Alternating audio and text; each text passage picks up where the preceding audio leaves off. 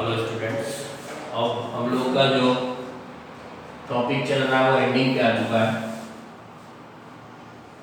Previous video में हम लोगों ने जो ऑब्जर्व किया था, जो डेरिवेशन देखे थे, वो फोकल लेंथ तक ही लिमिटेड थे।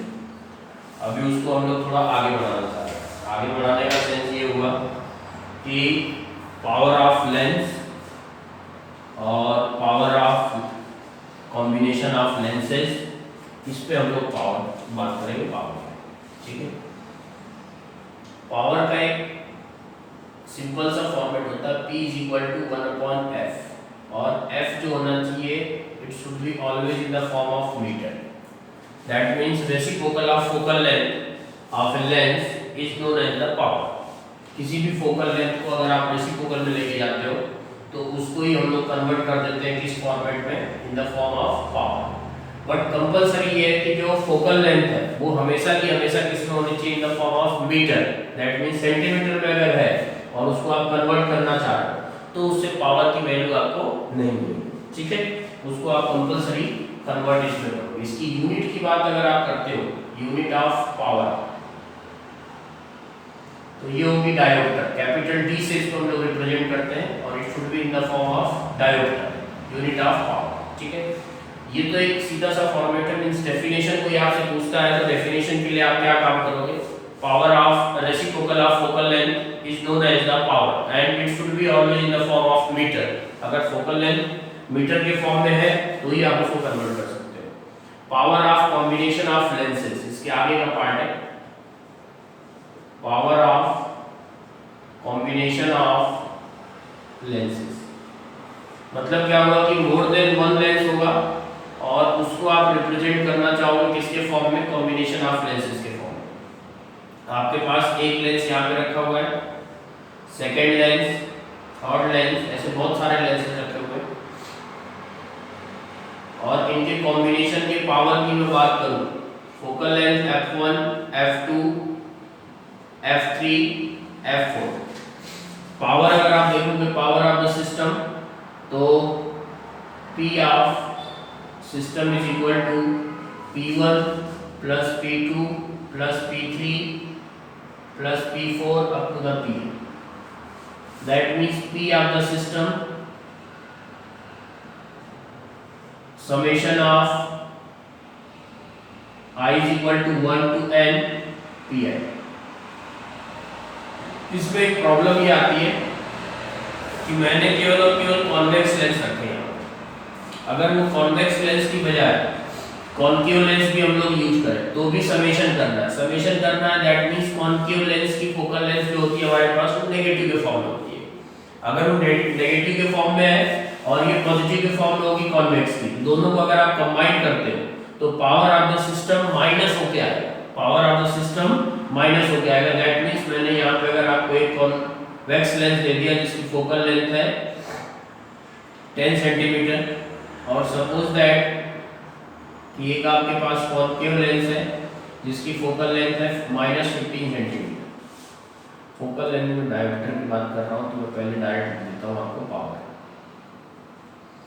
अब P ऑफ द टोटल आपको निकालना है, P ऑफ द सिस्टम, तो P ऑफ द सिस्टम निकालने के लिए 10 - 15 तो हो जाएगा -5 डायोमीटर।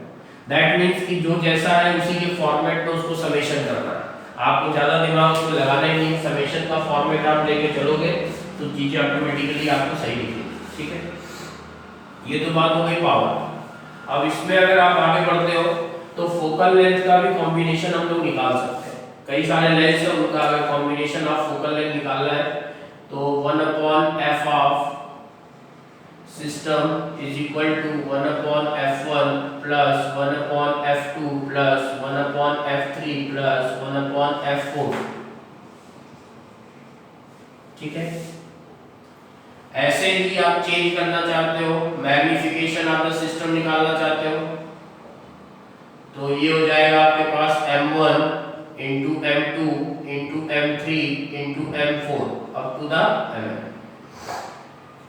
बराबर, तो आप इससे ये चीज आइडिया लगा लो कि सिस्टम का पावर जो होगा वो कंटिन्यूअसली एडिशन के फॉर्म में है, लेकिन फोकल लेंथ जो होगा वो रेसिप्रोकल एडिशन होगा। That means focal length of the combination of system should be decreases but power of the system should be increases।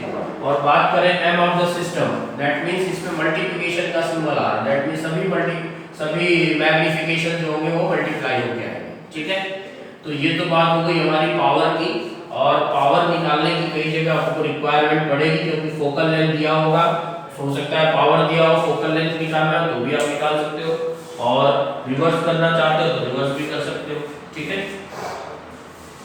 अब इसमें ये क्या आता है, फोकल लेंथ कैलकुलेट तो कर रहे हो आप, कॉम्बिनेशन कर रहे हो, लेकिन उसमें कुछ सेपरेशन अवेलेबल होगा। सपोज दैट कि आपके पास एक लेंस ये है जिसकी फोकल लेंथ f1 है, दूसरा फोकल लेंस की दे रखी f2। ये जो काम है वो किस में यूज होता है, डायरेक्ट फार्मूला वो मैं यहाँ पे लिख देता हूँ, और इनके बिटवीन का सेपरेशन आपको दिया हुआ है कुछ d। ये दो लेंसेज है, सेपरेशन भी अवेलेबल है और फोकल लेंथ भी अवेलेबल है, और हमको चाहिए क्या कि इन दोनों के बिटवीन का कांटेक्ट आपने जो पहले काम किया था वो जीरो रखा, दैट मींस सभी लेंसेज दूसरे के कांटेक्ट में थे। यहाँ पे इनके बिटवीन का सेपरेशन d है, तो इस सिस्टम का इफेक्टिव क्या पड़ेगा, मींस 1/f ऑफ सिस्टम अगर हम लोग कैलकुलेट करना चाहे तो हमारे पास जो वैल्यू है वो क्या देगा, ये फॉर्मूला डायरेक्ट याद करना, ऑब्जेक्टिव में आपको अप्लाई करने के लिए काम में आएगा। 1/f1 + 1/f2 minus d/f1 × f2। Derivation की रिक्वायरमेंट नहीं है इसमें, डायरेक्ट आप फॉर्मूला भी देखोगे तो चलेगा कि इनके बिटवीन का सेपरेशन हमारे पास अगर d है, दोनों के एक्सिस का बिटवीन का डिस्टेंस हमारे पास d है, और focal length f1 f2 available है, तो उस केस में आप सिस्टम की फोकल लेंथ कैलकुलेट करना चाहो तो कैसे करोगे, 1/f1 of system 1/f1 + 1/f2 minus d/f1 × f2। सही है, ये बात हो गई हमारे पास किसकी, इस सेपरेशन में अगर दिया हुआ है तो उसकी फोकल लेंथ कैसे आप निकालोगे, ठीक है। ये पावर्स की बात है, फोकल लेंथ अगर मिल गई तो पावर भी आप कैलकुलेट कर ही लोगे, सही है। अब आ जाओ इसमें डिस्प्लेसमेंट मेथड। डिस्प्लेसमेंट मेथड में हमको क्या करना होता है, पहले उसका डायग्राम आप देख लो।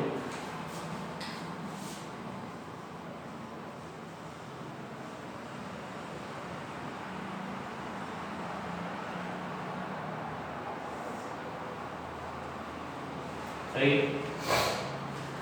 डिस्प्लेसमेंट मेथड में हमारे पास कुछ चीजें फिक्स होती है। यहाँ पे लोकेशन ऑफ ऑब्जेक्ट हमारे पास फिक्स है, और यहाँ पे लोकेशन ऑफ इमेज ये भी फिक्स है। दैट मींस स्क्रीन पे आपको इमेज फॉर्म कराना है और ऑब्जेक्ट फिक्स अपनी पोजीशन पे रखा हुआ है। यहाँ पे कॉन्वेक्स लेंस है जो कि अपनी पोजीशन को कंटिन्यूअसली वेरी कर सकता है, सही है, कंटिन्यूअसली ये क्या कर सकता है, वेरी कर सकता है, फोकल लेंथ है। तो हमको फाइंड आउट क्या करना होता है डिस्प्लेसमेंट मेथड में, इसका बेसिक पर्पस ये होता है कि हम लोग किस किस लोकेशन पे इस लेंस को प्लेस करें जिससे कि एक रियल इमेज का फॉर्मेशन स्क्रीन पे करके दे। मतलब ऑब्जेक्ट यहाँ पे फिक्स है अपनी लोकेशन पे, स्क्रीन अपनी लोकेशन पे फिक्स है, हमको कैलकुलेशन किस बात की करनी होती है कि किस किस लोकेशन पे हम लोग रखें इस लेंस को जिससे कि ये रियल और इन्वर्टेड इमेज का फॉर्मेशन ऑन द स्क्रीन कर पाए, ठीक है। तो इनके बिटवीन का सेपरेशन कुछ दे रखा है इन्होंने d, ठीक है। अगर ये टोटल d है, इसको मैंने एज्यूम कर लिया कि ये ऑब्जेक्ट की लोकेशन x है, तो आप सब लोग समझ रहे हो कि ये ऑटोमेटिकली d - x होगा जो रिमेनिंग पार्ट है। अगर ये d - x है तो हमारे पास फॉर्मूला अवेलेबल है, लेंस फॉर्मूले की अगर बात करें, लेंस फॉर्मूला हमारे पास क्या होता है भाई, 1/f = 1/b - 1/u। तो u बेटा हमारे पास कितना हो गया, u - (x), v d - x, और f is the focal length, it should be always in the form of positive।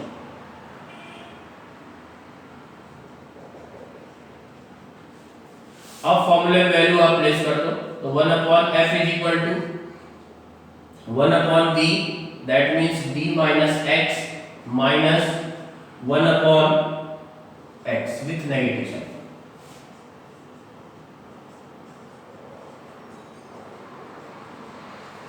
अब इनको अगर आप एलसीएम के फॉर्म में लेते हो तो x d minus X upon x d minus X बराबर, तो 1 upon f is equal to d dx minus X square.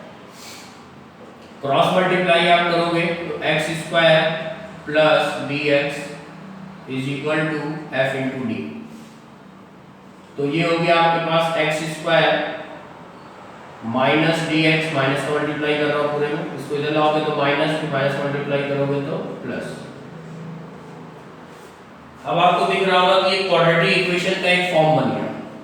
Quadratic equation का अगर ये फॉर्मेट बन गया दैट मींस कि इस x की वैल्यू हम लोग को फाइंड आउट करनी है जिसमें कि x1 x2 दो रूट आएंगे। अगर क्वाड्रेटिक इक्वेशन आपने क्वाड्रेटिक इक्वेशन पढ़ा होगा 9th 10th में तो आपको मालूम होगा कि अगर ये 2 डिग्री इक्वेशन है तो यहाँ से हम लोग दो रूट फाइंड आउट करेंगे और उन दोनों रूट की वैल्यू हमारे पास जो होगी वो लोकेशन ऑफ लेंस होगी। दैट मींस कि आप फिजिक्स को मैथ्स के साथ रिलेट कर रहे हो। फिजिक्स का जो रिलेशन है वो मैथ्स के साथ आप कैसे रिलेट कर रहे हो देखो। क्वाड्रेटिक इक्वेशन का मतलब तो ये हुआ कि यहाँ पे दो रूट्स फाइंड आउट आप कर पाओगे और उन दोनों रूट्स के लिए हमको काम करना बाकी है। तो यहाँ पे 2 डिग्री इक्वेशन में बोल सकता हूं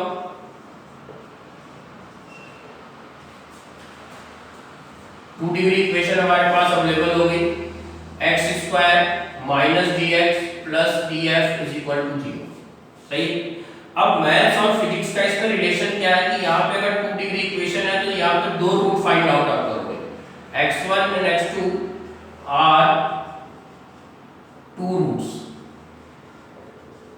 अगर ये दो रूट्स आपने फाइंड आउट किए और ये दोनों रूट्स हमारे पास रियल है, दोनों रूट्स रियल है, तो इसका मतलब क्या होगा कि जो दो लोकेशन आ रही है x1 x2 दो वैल्यूज को दे रहा है उन दोनों वैल्यू को आप बोल सकते हो कि उस लोकेशन पे अगर आपने लेंस को रखा तो वो क्या करेगा, एक रियल इमेज का फॉर्मेशन करेगा। But in case x1 x2 are virtual value that means imaginary बोलते हैं मैथ्स के केस में। अगर ये इमेजिनरी है तो दैट मींस कि यहाँ पे कोई ऐसी वैल्यू फाइंड आउट नहीं होगी जहाँ पे कि आप लेंस रख के उसकी इमेज का फॉर्मेशन कर सकते हो। थर्ड केस मैं यहाँ पे भी डिस्कस कर देता हूँ इसको साइड में। आई थिंक आप लोगों ने नोट कर लिया होगा। अब x1 x2 हमारे पास है तो इसमें डिस्क्रिमिनेंट की बात करते हैं। b is equal to b square minus half 4ac। ये डिस्क्रिमिनेंट होता है जिससे हम लोग रूट्स फाइंड आउट करते थे। मैथ्स वाले बच्चों को क्या सबको पता होता है 9 10 में वैल्यूज होती है। कैपिटल D के लिए अगर मैं बात करूं तो कैपिटल D की क्या क्या पॉसिबिलिटीज होती है। कैपिटल D हमारे पास greater than 0, capital D less than 0, capital D equal to 0। ये तीन केस होते हैं। इन तीनों केस को अगर आप देखोगे तो ये क्या बोलेगा, टू रियल रूट्स, और ये बोलेगा टू इमेजिनरी रूट्स।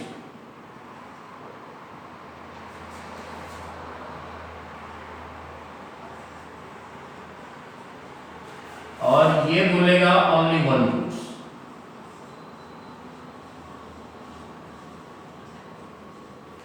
बराबर। तो इसके लिए मैं रियल के लिए बात करूं क्यों, क्योंकि हमको तो रियल पोजीशन चाहिए। अगर रियल पोजीशन चाहिए तो मैं ये दो सिचुएशन को फॉलो करा लूं, इसको तो छोड़ दो क्योंकि ये हमारे काम का नहीं, इमेजिनरी रूट्स देने वाला है। d is greater than or equal to 0 का मतलब हो गया कि अगर मैं बात करूं तो b स्क्वायर माइनस 4ac हमारे पास क्या आना चाहिए बेटा, ग्रेटर देन और इक्वल टू 0। अब b स्क्वायर माइनस 4ac में यहां से निकाल सकता हूं क्या, ये फॉर्मेट तो आपको मालूम होगा। ये हो गया हमारे पास d स्क्वायर, b की value minus 4a is equal to 1 और c इज इक्वल टू हमारे पास हो गया d into f is greater than equal to 0। तो d square minus of 4df is greater than और इक्वल टू 0। इसको rearrange आप करोगे तो d इज ग्रेटर देन और equal to 4df, dd cancel out हो गया तो d इज ग्रेटर देन और equal to 4f। That means ये क्या कह रहा है, ये d इज ग्रेटर देन और इक्वल टू 4f अगर है तो ही हम लोग ये वैल्यू फाइंड आउट कर सकते हैं। दैट मींस ये सेपरेशन बहुत कम है फोकल लेंथ के कंपेयर में। तो हम लोग कोई दो ऐसी पोजीशन फाइंड आउट नहीं कर सकते हैं जिसमें कि वो लेंस रखने के बाद एक रियल और इन्वर्टेड इमेज का फॉर्मेशन वो कर पाए उस स्क्रीन के ऊपर, समझे। तो d > 4f अगर हमारे पास है तो हम लोग ऐसी इमेजेस का फॉर्मेशन पोजीशन पर कर सकते हैं जहां पे कि इमेज रियल और इन्वर्टेड होगी, बराबर।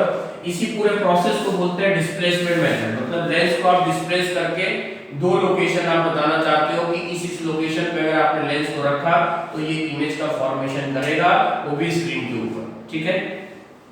अब इसके आगे इस पे हम लोग कुछ क्वेश्चंस भी आते हैं जिसको हम लोग अलग से सेपरेट डिस्कस करेंगे और उसको हम लोग यूज करेंगे अलग से,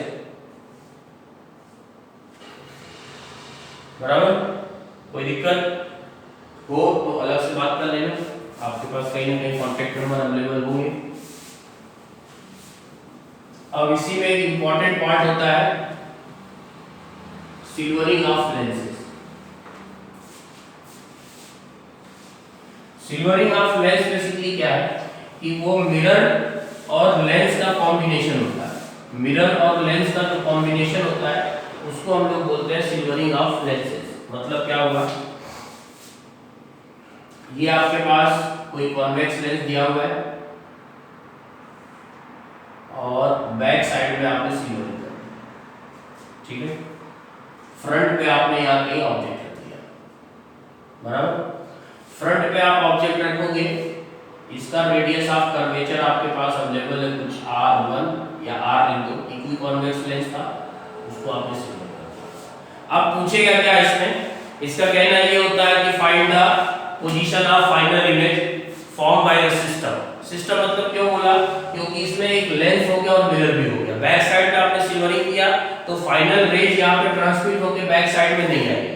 that means refraction of rays नहीं हो पाएगा, यहाँ पे रिफ्लेक्शन ऑफ रेज होगा। रिफ्लेक्शन कैसे होगा, क्योंकि फर्स्ट पार्ट में रेज जो है इधर जाएगी, इस बाउंड्री से रिफ्रैक्शन प्रोसेस करेगी और फिर इस लोकेशन पे जाके अब यहाँ पे सिल्वरिंग किया। सिल्वरिंग करने से होगा क्या कि ये रेज रिफ्लेक्ट बैक होगी, फिर इस पॉइंट पे फिर से रिफ्रैक्शन होगा और रेज कहीं बाहर आके इस पॉइंट पे फॉर्मेशन ऑफ इमेज कर पाएंगे, समझे। तो मींस ये हुआ कि अगर आप बात कर रहे हो कि दो बार इसका रिफ्रैक्शन होगा, एक फर्स्ट यहाँ पे होगा, एक सेकंड यहाँ पे होगा और इस पॉइंट पे केवल रिफ्लेक्शन होगा, सही है। तो इस पूरे क्वेश्चन में कंसेप्ट को सॉल्व करने के लिए हमको करना क्या होता है, एक फॉर्मेट तो हमको लेंस का यूज करना पड़ता है और दूसरा फॉर्मेट हमको मिरर का यूज करना पड़ता है, सही है। अब अगर लेंस की बात आप कर रहे हो तो ये हमारे पास R आ जाएगा और ये R आ जाएगा, सही है। रेडियस ऑफ कर्वेचर तो आपको मालूम है, अलग अलग क्या है। तो दो सिस्टम हो गए यहाँ पे, एक सिस्टम हो गया लेंस और दूसरा हो गया मिरर, वो भी कौन सा, कॉन्केव, सही है।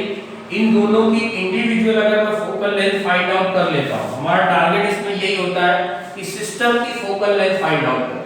अगर सिस्टम की फोकल लेंथ हमारे पास अवेलेबल हो गई तो फिर हमको दिक्कत नहीं आती। क्यों नहीं आती है, क्योंकि इसका फोकल लेंथ और इसका फोकल लेंथ का कॉम्बिनेशन जो होगा वो सिस्टम की फोकल लेंथ होगी और फोकल लेंथ मिलते ही हमारे पास ऑब्जेक्ट की लोकेशन अवेलेबल है तो इमीडिएटली हम लोग position of image find out कर सकते हैं, बराबर।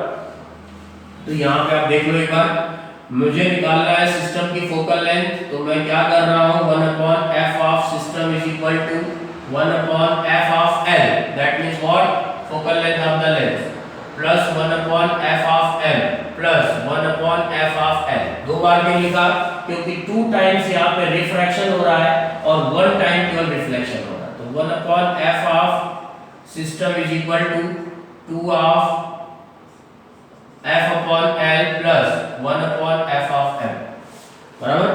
अब f of l find out करने के लिए हमारे पास तरीका अवेलेबल है, focal length of the lens निकालना है आपको, तो लेंस मेकर्स फार्मूला अप्लाई कर सकते हैं 1/fl is equal to n minus 1/r1 minus 1/r2। 1/f of l find out करने के लिए जो तरीका है, इक्वी कॉन्वेक्स लेंस हमारे पास अवेलेबल है तो रेडियस ऑफ कर्वेचर हमारे पास r1 हो गया प्लस हाफ r और r2 हो गया माइनस हाफ r, क्योंकि इसका सेंटर जाएगा फ्रंट में तो नेगेटिव साइड होगा और इसका जाएगा बैक में तो positive side. 1 upon F of L is equal to n minus 1 2 upon r, minus minus plus तो 2 upon r। That means focal length of the lens आप देखोगे तो आपके पास आ जाएगा r अपॉन 2 n माइनस 1। ये लेंस की फोकल लेंथ होगी। अब इसको आपको 2 टाइम करना पड़ेगा, क्यों? क्योंकि आपने 2 बार रिफ्रैक्शन कराया है और 1 टाइम रिफ्लेक्शन है, सही है। तो इसको यहां से मैं रिमूव कर दूं।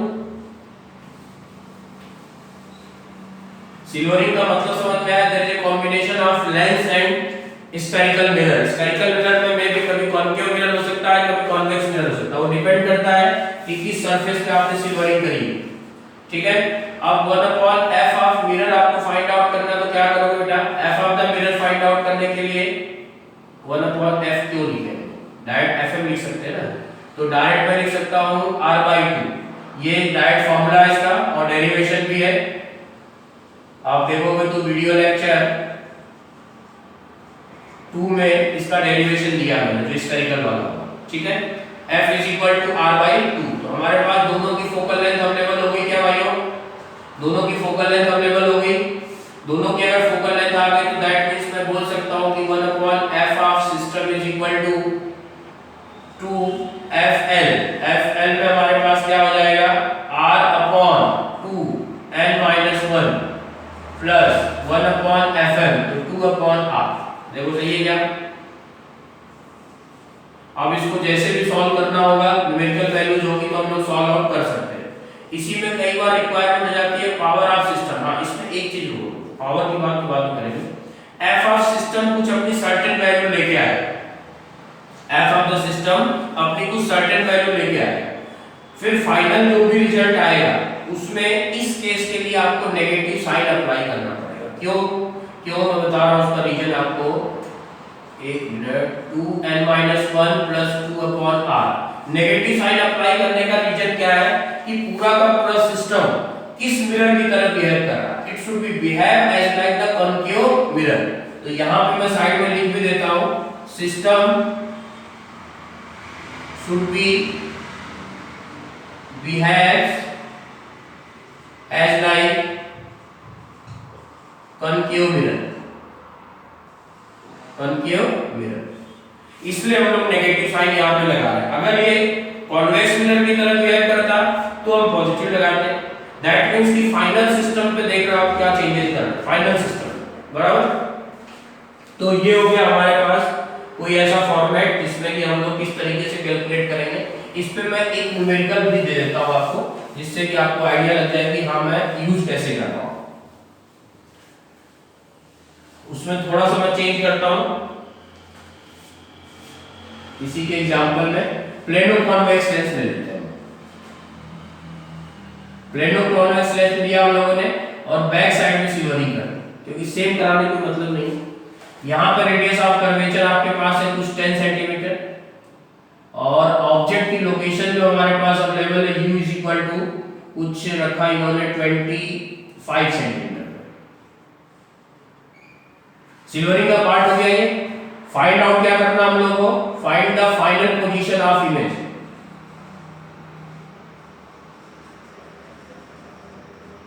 Final position of image. तो आप क्वेश्चन को सॉल्व करने से पहले डेटा नोट कर लोगे आप। 25 सेंटीमीटर विद नेगेटिव साइन।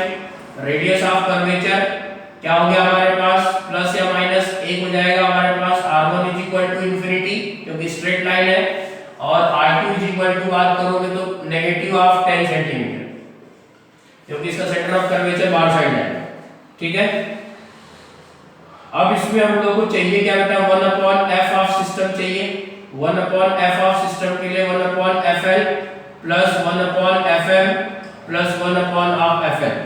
तो 1 upon F of system is equal to 2 1 upon 2 upon FL 1 upon FL, बराबर। अब अगर मैं इसको यूज करता हूं तो पहले मुझे लेंस की फोकल लेंथ निकालनी पड़ेगी, फिर मिरर, सही है। लेंस की फोकल लेंथ कैलकुलेट करनी पड़ेगी, फिर देन किसी करनी पड़ेगी मिरर। तो दोनों की कैलकुलेशन करने के लिए हमारे पास डेटा तो अवेलेबल है ही पूरा। 1 upon F of L is equal to, इसका इसका रिफ्रैक्टिव इंडेक्स वाले मुझे देना पड़ेगा 1.5 refractive index of the glass 1 upon R1 minus 1 upon R2 1 upon FL is equal to 1.5 minus 1 upon R1 हो गया infinity minus 1 upon R2 हो गया 10 तो 1 upon FL is equal to 0.5 1 by 10 तो ये FL is equal to हो गया 20 centimetre focal length of the lens. अब focal length of the lens मिल गया तो मिरर भी निकाल सकते हैं। मिरर की जो फोकल लेंथ होगी वो नेगेटिव साइन में आएगी कंकेव मिरर की तरह है और रेडियस ऑफ कर्वेचर अवेलेबल है डिवाइड बाय 2 तो that is equal to minus of 5 centimetre. It behaves as like the concave mirror बराबर। तो 1 upon f of system is equal to 2 of FL। यहां पे देखो नेगेटिव नहीं डालेंगे और ये हो गया हमारे पास 1 अपॉन FN। अब वैल्यू आप रख दोगे यहाँ पे 1 अपॉन f ऑफ सिस्टम की तो FL हो गया हमारे पास लेंस की फोकल लेंथ 20 प्लस 1 अपॉन 5। अब इसको आप कैलकुलेट करोगे तो आपके पास क्या आ जाएगा भाइयों